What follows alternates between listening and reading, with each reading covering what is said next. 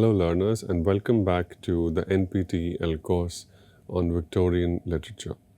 As promised, we will continue our discussion of George Eliot's The Mill on the Floss through the lens of extraction ecologies, through the concept and the context of the extraction of coal and other sources of energy, other fossil fuels in the 19th century, and the kind of discursive influence that this physical extraction had on the intellectual production of the Victorian era. I was talking about how the awareness that coal was a limited resource had produced a new conception of the imagination of the future among many scholars and commentators of the Victorian period. We will continue by reading some more instances of this new imagination of time and then see how it also shaped the conception of the future as it was laid down in novels. A British government cabinet report from the year 1903 made the case that the problem went beyond coal and was symptomatic of the whole extractive industry. In the words of the report, coal is an exhaustible product of the earth which cannot be replaced by labor. If it is true of coal, it is true of iron ore, which is believed to be much nearer exhaustion than coal. It must also be true of the entire metal industry, lead, copper, brass, tin, also of all byproducts. So a sort of paranoia, you can see, is becoming more and more widespread. And to recall again Simonon from Mines and Miners, the question naturally arises as to the time when the coal fields will be exhausted and as to the nature of the fuel which will replace coal after its total exhaustion. A double problem such as has never been presented until now during the history of the world. Right. Further, John Holland's The History and Description of Fossil Fuel emphasizes that because coal is incapable of reproduction or increase, all established consensuses about free trade do not legitimately apply. Right. Finally, again, returning to the most iconic reflection, the most iconic articulation of the exhaustion problem in the Victorian era, Jevons's The Coal Question. Prior to writing it, Jevons had spent 5 years in Australia at the height of the gold rush. And if he saw firsthand how gold mining could produce the accelerated pace of a rush, he was at pains a few years later to warn England that its ever-intensifying rush for coal would ultimately run up against a terminal pressure in the form of exhaustion. Right? So just as there was a rush for gold in Australia, there had been a rush for coal in England, and this led to a further and attendant rush for resources and fuel in other parts of the globe as well. And Jevons's key argument in The Coal Question in this book was that coal reserves must be measured in time. That is, we should say how long they will last, how many generations, how many lifetimes, for how many human beings these reserves will stay, and not in terms of volume. Now, these are all instances from the non-fictional, scholarly, journalistic, scientific, and other intellectual genres, other forms of intellectual writing, in which scholars have articulated that coal is a limited resource, and once it is exhausted, the stability, the comfort, the civilization that has been taken for granted will no longer be possible. Coming now, or turning towards literature now, it's important to note that there is a very important, widespread, popular style of writing which is known as Provincial realism. This form of Victorian writing was practiced by many influential writers. George Eliot was among them, and it's important to focus on this genre to better understand the consequences and the manifestation of extraction ecology. The first thing to note about Provincial realism is that it was set in the provinces. Its location is among its most obvious and strongest identifying markers. Provincial realism took place away from the city. The city is a very important trope in the Victorian literary criticism and studies of the Victorian period. That is because many of the results, many of the impacts of the combustion of coal were palpable and perceptible in the Victorian city. So we know that there are a great deal of novels, a lot of literature, poems, short stories, and novels written about the city of London. And that's because London was the bed of the Industrial Revolution. The lives of workers were being radically changed. A lot of coal was being burnt in a lot of factories outside London. People were moving to London from villages to work in these factories.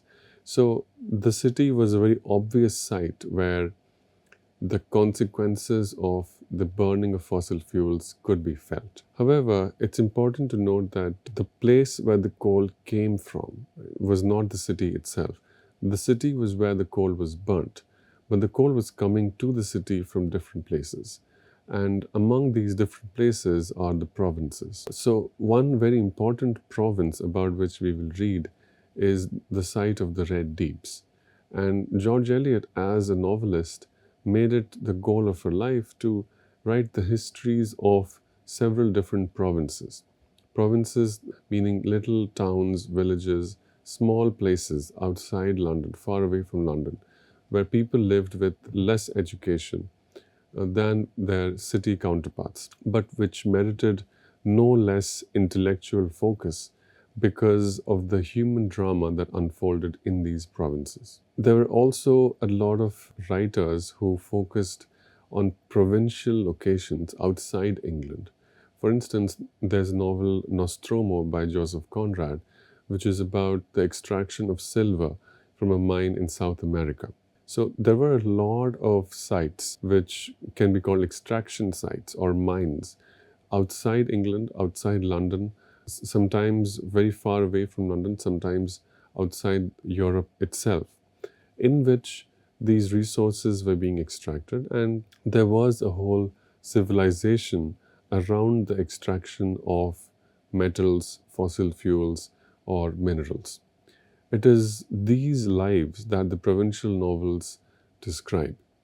And there was something very unique about provincial novels that were set in sites of extraction, current active extraction or prior past extraction. And that feature was that the renewal, which was once taken for granted, the renewal of civilization through marriage, children, and the inheritance of property, this process of renewal could not be taken for granted. In other words, a lot of provincial novels in the Victorian era describe the interruption of this renewal.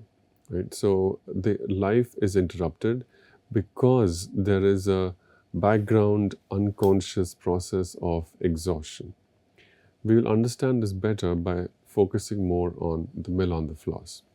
For now, it's important to take one theoretical concept along with our understanding of this historical context of extraction. The theoretical concept is that of the chronotope, which is coined by the Russian formalist scholar Mikhail Bakhtin. For Bakhtin, the chronotope is the intrinsic connectedness of temporal and spatial relationships that are artistically expressed in literature. Bakhtin reads the provincial novel as, quote, a family labor, agricultural, or craftwork idyll that conveys the uninterrupted age-old link between the life of generations and a strictly delimited locale, and where the rhythm of human life is in harmony with the rhythm of nature. Now, this definition of the provincial novel is very similar to that of the pastoral. Just as in several eclogues by Virgil, the rhythms of agricultural life are replicated in the temporal patterns of the poem. Similarly, in the era of industrialization, a lot of the rhythms of agricultural or industrial life are repeated in the patterns of the novel. However, in some of these provincial novels, which focus on extraction directly or indirectly, the renewal is interrupted. In fact, it is aborted. And one such interruption or abortion of this renewal pattern can be found very powerfully depicted in George Eliot's second novel, third book-length publication from the year 1860, titled The Mill on the Floss. As the title indicates, the novel is set at a water-powered mill during the 1830s, at a time of historical moment of energy transition from water power to coal-fired steam power. This is exactly the transition that I have noted, quoting from several historians of the energy crisis as well as the Victorian era, that this was exactly the transition from other forms of mechanical energy to the conversion of coal from heat to mechanical energy. It is this transition that defines the Industrial Revolution. This is the focus of George Eliot's second novel, The Mill on the Floss, this transition from older to newer sources of energy. The novel also features a thwarted romance between two characters, a woman and a man, between Maggie Tulliver and Philip Wakem. And this thwarted romance is situated at a location which is a site of past extraction. That is, much of the courtship between Maggie Tulliver and Philip Wakem is staged at a place called the Red Deeps, which happens to be an abandoned ironstone quarry. Right? So, a site where iron ore was once extracted but is now abandoned because there is no more iron ore left to be extracted.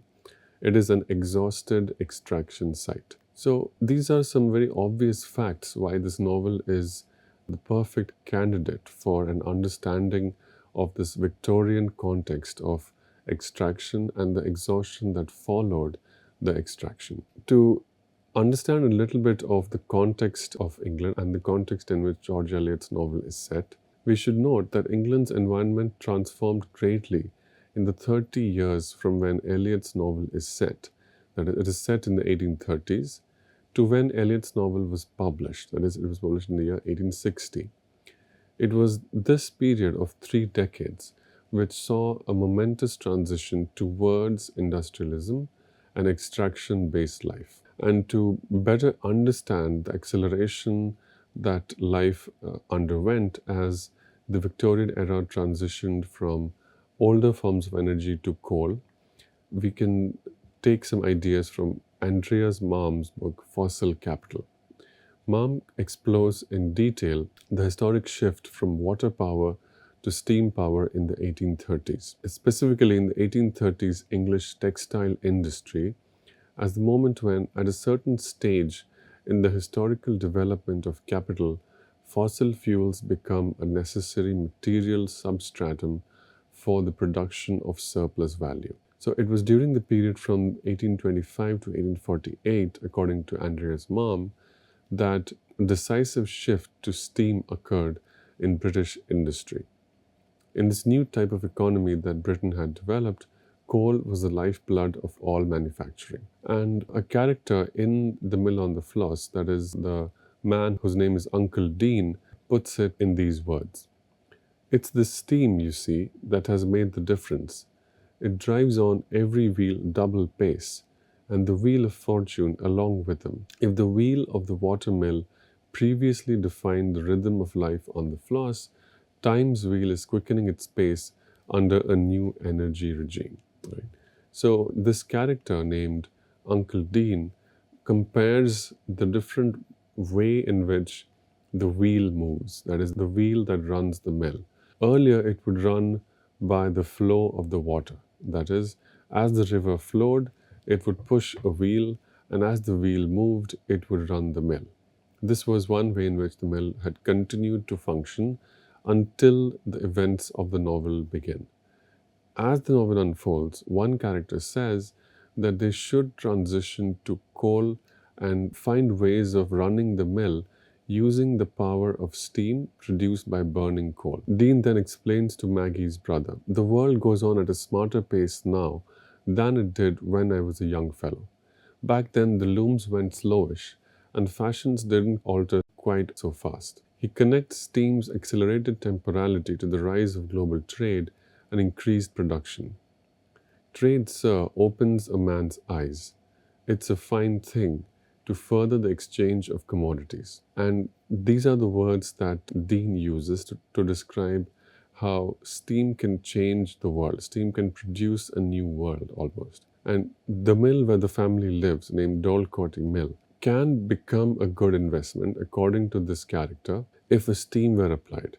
That is, Maggie's brother Tom, who is sent out to study thermodynamics, study fossil fuels, study the extraction and the burning of coal, comes back with new ideas and tells his father and his uncle, older men who are in charge of making decisions about the mill. This young boy tells his father and uncle that the mill can become valuable, that is, it can attract investment, that is, capital, but not without the application and the advent of steam. So, if the water based operation of the mill were replaced with a coal fired, steam based operation, only then the mill would become valuable and would generate revenue and keep the family afloat. It's important to get a sense of these different forces at play in the novel by reading the opening sentence, and that's what I will just do now. Here is how the novel begins. A wide plain where the broadening Floss hurries on between its green banks to the sea, and the loving tide rushing to meet it checks its passage with an impetuous embrace. On this mighty tide, the black ships, laden with the fresh-scented fir planks, with the rounded sacks of oil-bearing seed, or with the dark glitter of coal, are borne along to the town of St. Ogg's, which shows its aged fluted red roofs and the broad gables of its wharves between the low wooded hill and the river brink, tinging the water with a soft purple hue under the transient glance of this February sun. So you can see how these opening words establish the different forces, different sources of energy, both with their own problems, both with their different advantages and different unpredictabilities. There is the river, the broadening Floss hurries on the river. The tide is rushing to meet it and check its passage. That is, the sea and the river are in a sort of tension. There is some kind of conflict which leads to unpredictability. The river can be taken off course, and this is exactly what happens at the end of the novel when there's a flood that kills both Maggie and Tom. There is water that is unpredictable, powerful but unpredictable, difficult to control. On the predictable part of the water, ships are coming in, they are carrying things. They are carrying things from outside the place. That is, there is trade enabled by the movement of water. They are carrying dark glittering coal or rounded sacks of oil-bearing seed, right? And these things are coming to the town. People are using these resources. And it is possible that by the use of these resources, the town and the people in it will undergo some change. These opening lines also paint a picture of multiple energy forms, as I've just mentioned. The currents of water that move the ship itself laden with dark glittering coal. We see to evidence of global trade. That is, we learn later that the oilseed comes from Russia, and that the coal is likely from the north of England, which is where Tom is sent later in the novel to learn some new things, new sciences, new knowledge. Extraction and trade are bound up with each other. Extraction of coal, the trade in coal, the new ways, the new kind of money that coal brings for those who buy it, as well as those who sell it. All of this goes to show how this is a world that is shaped and being shaped actively by the extraction and the exploitation of coal. Further, the narrator says, the good society is of very expensive production, requiring nothing less than a wide and arduous national life, condensed in unfragrant, deafening factories, cramping itself in mines, sweating at furnaces, grinding, hammering, weaving, under more or less oppression of carbonic acid. Right? So, a very clear reference to coal, carbonic acid, and the carbon origins of this very important lifeblood of modern industrial society. The key conflict in this novel is about the control of water in the Floss River. It so happens that Mr. Tulliver, Maggie and Tom's father, is locked into several legal disputes. Someone who owns a mill uphill from the Floss, from St. Ogg's, is building things to obstruct the strength of the flow of water, to reduce the strength of the flow of water, and this impacts the business and the revenue that Mr. Tulliver can do. In response to these buildings, these constructions, uphill and downhill, Mr. Tulliver struggles to adapt. It so happens that water proves to be a difficult resource to control. Water is something that is naturally owned collectively. Even though someone can own a land, they cannot own the river that flows through the land. And it is this inability of water to be controlled. It is the impossibility of water to be privatized and turned into a commodity that can be owned, bought, and sold, like coal. The difference of water from coal proves to be tragic for Mr. Tulliver. And Mr. Tulliver's inability to accept this difference, and therefore his inability to adapt early enough and to transition from water-based sources of energy to coal and steam-based sources of energy, hastens the novel's slow movement towards tragedy. Water cannot be picked up with a pitchfork, as Mr. Tulliver puts it. Water is also the subject of unpredictability. How the water moves cannot be known beforehand. Water moves with a will of its own, subject to global, older historical weather patterns, climatic patterns, things that are wider, more complex, older than can be understood by people like Mr. Tulliver or his children. And this is exactly what happens. There is a flood at the end of the novel, and several characters who have been ignoring the signs of the flood fall victim to it. Maggie and Tom, brother and sister, they drown at the end in this flood, which also destroys the mill. There have been signs, however, but because the world is changing, because the way people think is changing, these two young people, they pay no attention to what some older people have been saying. That is, a few older people had been warning these younger people that there was to be an equinox. And during the second week of September, during the equinox, because of the particular alignment of the earth, the moon, and the sun, there would be a particularly high tide, which combined with rains earlier that year would lead to a flood. This long-held belief in the so-called equinoctial storm held that a severe storm is due at or near the date of the equinox.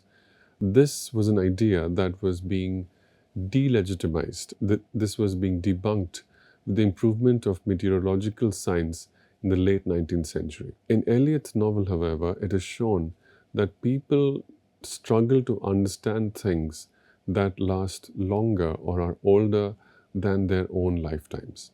So the meteorologists who debunked these ideas struggle to see that there are patterns that are older and deeper than can be compassed within a single human generation, right?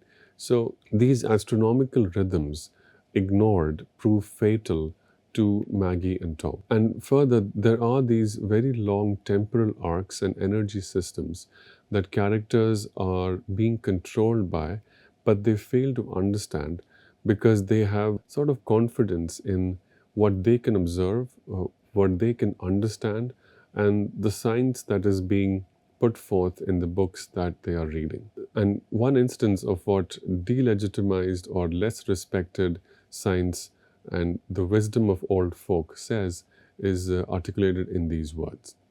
The rains on this lower course of the river had been incessant, so that the old men had shaken their heads and talked of 60 years ago, when the same sort of weather, happening about the equinox, brought on the great floods, which swept the bridge away and reduced the town to great misery.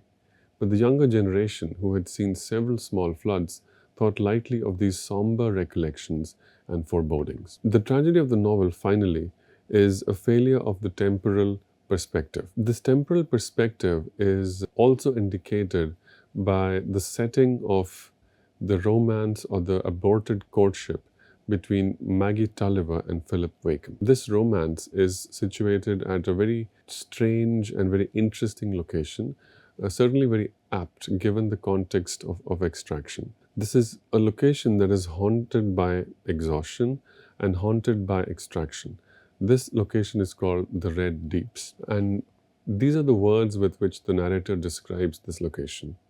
It was broken into very capricious hollows and mounds by the working of an exhausted stone quarry, so long exhausted that both mounds and hollows were now clothed with brambles and trees. The novelist does not specify what type of stone was being extracted, but it is very clear that it was a mine and it's been abandoned for so long and its exhaustion has been apparent for so long that what was once a hole is now filled with twigs, vegetal growth, brambles, etc. Now, the important thing to note is that the novel contains several hints about what metal exactly was being extracted before it was known to be exhausted and before it was accepted that there was no more of the substance left. That substance was iron ore, and it becomes apparent because at several times Maggie Tulliver, when she comes back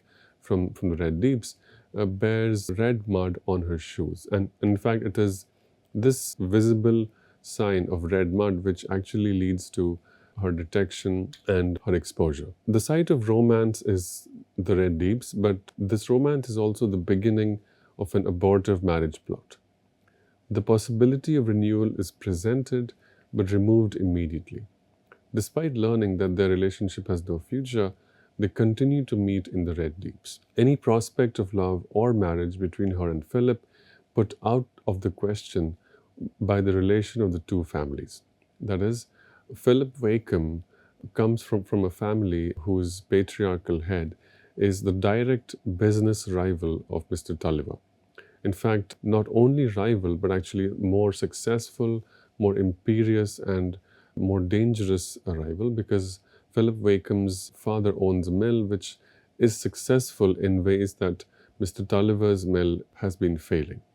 So there is a great deal of professional rivalry, animosity between these two families, which means that these two individuals, Maggie and Philip, do not have a future of seeing each other. The name Wakeham makes Maggie's father angry, and ever since this became apparent, the two had given up and had decided that they would not have a future.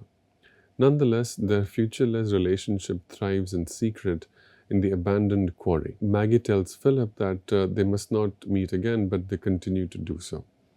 Maggie fears from that moment that the agreement would act as a spiritual blight. In rhythm with the exhaustion that haunts the Red Deeps, Maggie and Philip's relationship is denied the possibility of futurity and consummation, but is also denied an ending or closure and seems to live on after Maggie's dramatic death. As I mentioned, there is a flood at the end of the novel, which leads to the tragic end of both brother and sister.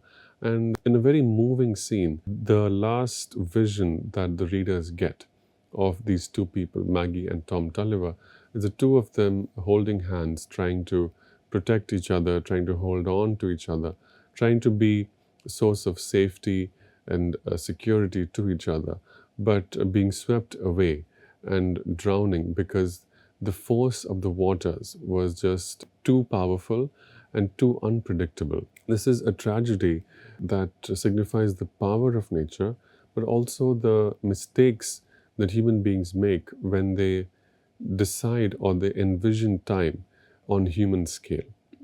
It's a mistake of scale because the forces that shape the way the water moves, the forces that shape what can be found under the earth, these forces are much older and they unfold over vast swathes of time, over periods of hundreds and thousands of years, which cannot be compared to the short span of a single human life or even a few human generations. It is this mistake of scale which ensures that the tragedy which occurs at the end takes the lives of both of these characters. With that, we come to an end of our study of this novel, and I hope it is clear that this very powerful novel, which is a human drama, is also a story that is shaped by the imagination of time that was in turn shaped by the extraction of fossil fuel and the fear that this resource was limited and that extraction could not continue indefinitely. Extraction led to exhaustion, and this exhaustion led to a new imagination of time. This new imagination of time makes its presence felt in the way the realist novel describes the future, the way the realist novel imagines the impossibility of renewal. And that is what we have seen in this novel, The Mill on the Floss by George Eliot. And with that, we have arrived at the end of this 12-week NPTEL course on Victorian literature.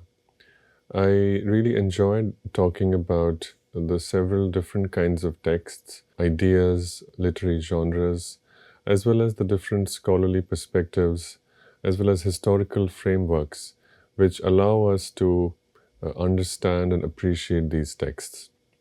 I feel like we have covered a great deal of intellectual and cultural ground, and I stand after this very interesting and very beautiful journey. I will briefly recall some of the milestones and landmarks that we have covered. We have read the work of a Bengali female poet, Toru Dutt. We have studied very different kinds of writers, including Mary Seacole, Bram Stoker, Thomas Hardy, Charlotte Bronte, and so many others. We have almost covered diverse facets of a human existence. Although the lives of these individuals and their characters are very different from the lives that we live as readers and scholars, one of the strengths of great literature is that it allows us to glimpse the human base or the value that lies at the bottom of these diverse cultural experiences. I hope that this has been a very useful survey, and that as learners you have gained both a sense of the great diversity of writing that exists and which is today categorized as Victorian literature. In addition to understanding the breadth of cultural activity which goes on in the name of Victorian literature, I hope that you have also gained some sense of the different scholarly perspectives that allow us to interpret this somewhat old body of writing in very new and powerful ways. I also hope that you will have usefully glimpsed some modes of close reading. And I admit that sometimes I haven't had as much time to devote to each of these texts, and 2 or 3 lectures or even 5 lectures sometimes is not enough, and sometimes this allows us to barely scratch the surface of these very complex, dense works of linguistic and literary skill. So a course like this can at best be a beginning. It can open a door, it can inaugurate a new process, and the ending of courses is best seen as the beginning of new journeys. So I hope that as this journey ends, many of you are placed favorably to begin profitably new intellectual journeys. And I'm sure that your knowledge of this great body of work known as Victorian literature, as well as the skills that you will have gained, skills of scholarly analysis as well as literary interpretation, will serve you in good stead, whichever direction you go and whichever new journey you begin. With that, I wish you the very best in all your future endeavors, and I take my leave. Thank you. It has been a great pleasure, and I look forward to seeing some of you in a different course again. Thank you.